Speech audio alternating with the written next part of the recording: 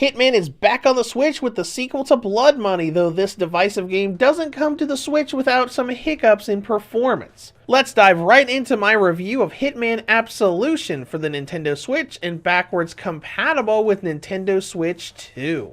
To start things off, let's dive right into visuals and performance. We'll talk about the game itself in just a moment. Visually, I think this port looks good. There are very few jagged edges around, and there's a lot of detail on everything, all the way down to the different bandages that Agent 47 uses across the game to cover up his barcode, to all the little words and details on the posters lining the walls of the nightclub. But performance has hiccups, and that's on both Switch and Switch 2. It has been confirmed we're going to get Switch 2 native support sometime next year, but the game does run on the newer platform now via backwards compatibility. The performance isn't that different between the consoles, but let's start with Switch 1 performance. The game runs with a 30 FPS cap and runs pretty smooth, even during firefights. It'll stutter from time to time, but it's a stable 30 for the most part, though those stutters are not exclusive to Switch 1. Swapping over to Switch 2 footage, we see stutters happening here as well, even larger ones when you get to sequences like this from the tunnels. You can minimize these stutters on both platforms by turning off bloom and depth of field in the graphical settings. The stutters will still happen, just not as often.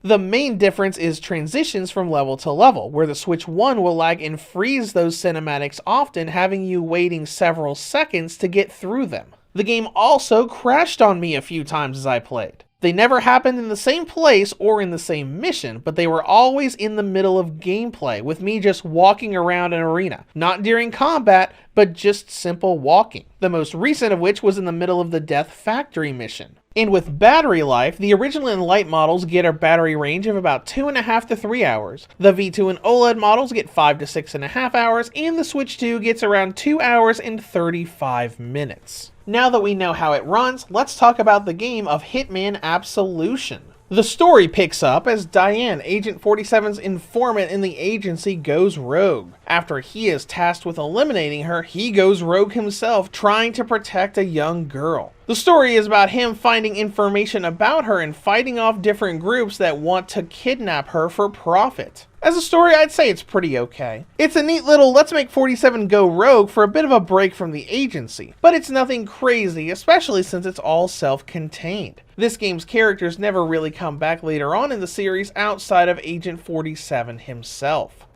With gameplay, this is a third-person action game with stealth and shooting elements. I wouldn't really call it a full-blown stealth game or action, as it's a bit of both. The Switch version of this game is pretty much feature for feature, but with the addition of gyro aiming, something very useful for getting proper headshots. And like with Hitman Blood Money, Instinct Mode has a lot of extra features to help you out, like showing enemy paths and locations. And all of these can be toggled off in settings if you want to make things a little harder. But let's talk about the game, as Absolution is regarded as the black sheep of the series that moved away from the open way of doing things. You play in missions, and your goal is still to infiltrate an area and eliminate targets. You've still got fiber wire for killing someone from behind and various firearms, some with muzzles for silent kills and others without. And you can still grab disguises off of enemy bodies to help you blend into restricted areas.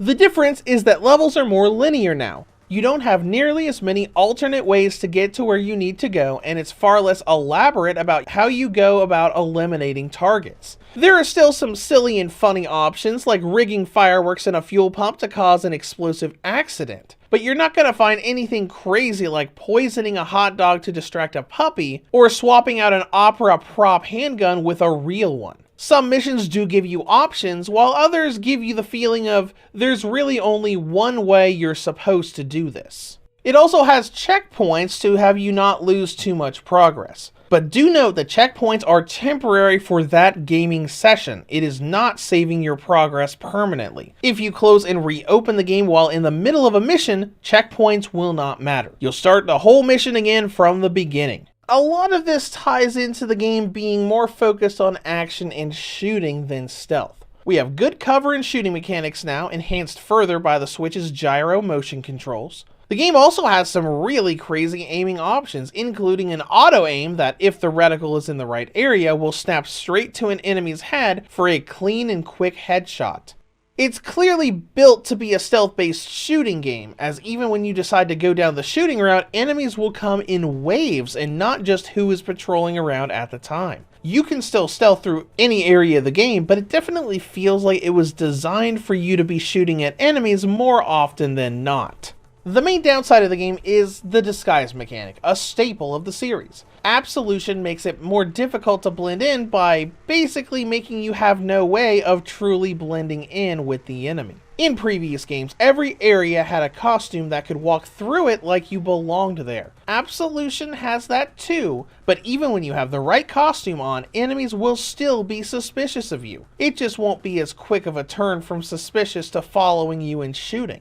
The answer to this is Instinct mode. While using Instinct, you can see what you can interact with, where enemies are, and it helps you blend. If you're walking by an enemy a little suspicious of you, you just hold R to use Instinct mode and have Agent 47 cover up his barcode tattoo to keep them from noticing. It is possible to blend in, but only as long as that Instinct gauge lasts. And you want to be using it for more than just blending. Absolution has this great Matrix style feature where you can hold down Instinct and in slow motion tag multiple enemies to shoot at them and take them all out in one fell swoop. It uses up a ton of your gauge, but it's incredibly fun and satisfying to just tag enemies and watch the little cinematic of them being obliterated. After you finish a mission, you're scored on how many times you were seen, headshots, NPC kills, etc., and gain passive buffs for your XP, like enhanced reload speed or proficiency with a specific weapon type. Oddly, it does not have the blood money notoriety feature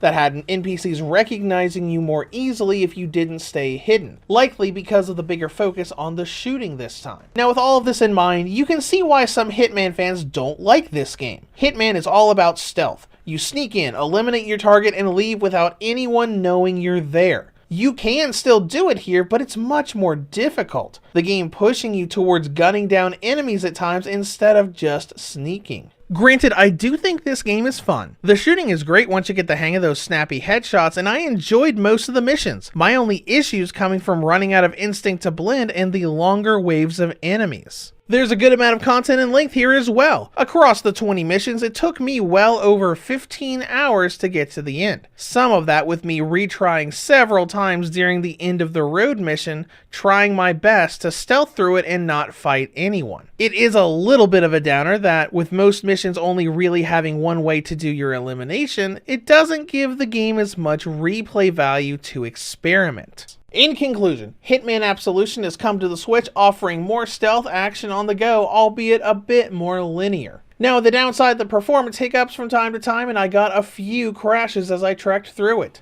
But if you don't mind the occasional stutter and less open feel, it's a fun little game, and the gyro aiming really helps the shooting. Reviews to Go rates Hitman Absolution for the Nintendo Switch an 8 out of 10. If you're interested in more content like this, check out my review of Hitman Blood Money. And if you like the content, subscribe to the channel. I'll see you guys in the next one.